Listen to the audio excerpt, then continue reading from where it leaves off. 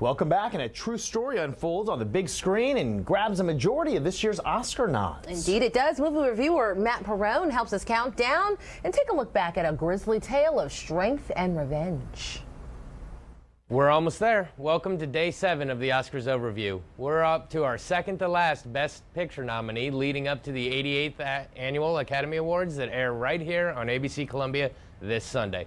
This is our last review of a movie based on a true story, and what a story it is. So with no further ado, let's jump right into the Leonardo DiCaprio talker, The Revenant. Our movie begins in the American wilderness circa the 1820s. Explorer Hugh Glass, played by DiCaprio, leads a hunting party gathering pelts along with his half-Pawnee Indian son Hawk. As the fur trappers are preparing their bounty, they are attacked by a Native American tribe. 33 men of the party are killed and the rest barely escape. Glass leads the men back towards their outpost, and upon going out hunting alone one morning, he is attacked and mauled by a bear protecting her cubs. The men attempt to tend to his injuries, but he appears to be mortally wounded. Carrying Glass on a stretcher becomes too tedious, so his son and two other men stay behind to see to him. Getting a moment alone with Glass, one of the men, Fitzgerald, played by Tom Hardy, attempts to smother him so they can move on, but is interrupted by Hawk. To keep from being discovered, Fitzgerald dispatches of Hawk in front of his helplessly watching father. Through a group of lies, he then convinces the other trapper that they have to move on, and Glass is left for dead.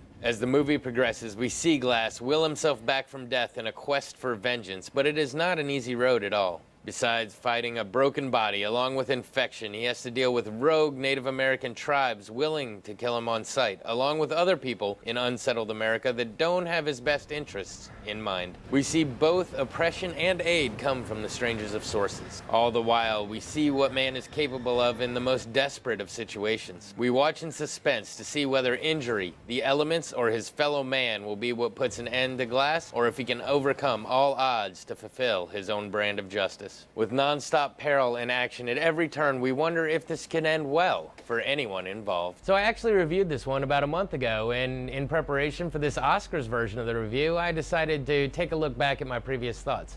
As it turns out, I think I summed it up pretty well. It was a movie I was interested in seeing once I knew the storyline, and once I actually saw the film, I didn't really know what to say. When the movie ended, everyone walked out of the theater in complete silence, which is rare, but it just goes to show how powerful this one man's experience was. I mean, I can never with a clear conscience again complain about any minor setbacks. Knowing that this is based on a true story just goes to show that many of the things we consider to be major issues in our lives are actually mundane annoyances in comparison.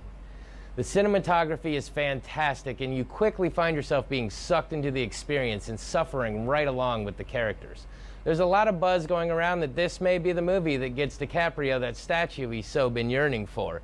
But if that happens, I'd have to say it's not because of his dialogue, there's not that much of it in the movie, but rather just for surviving what can only be described as a torturous and just annoying movie to have to go shoot. Speaking of cast, two of the other main actors are in other Best Picture nominees this year. Tom Hardy for Mad Max Fury Road, and Domhnall Gleeson is in Brooklyn. He also happened to have a part in that little moneymaker you might know, The Force Awakens. So, I think all of these actors may be able to ask for just a bit more in their contracts next year. This is definitely a movie to go see. Well, this has been your Oscars Overview. Be sure to tune in tomorrow for our very last Best Picture nominee. Back to you.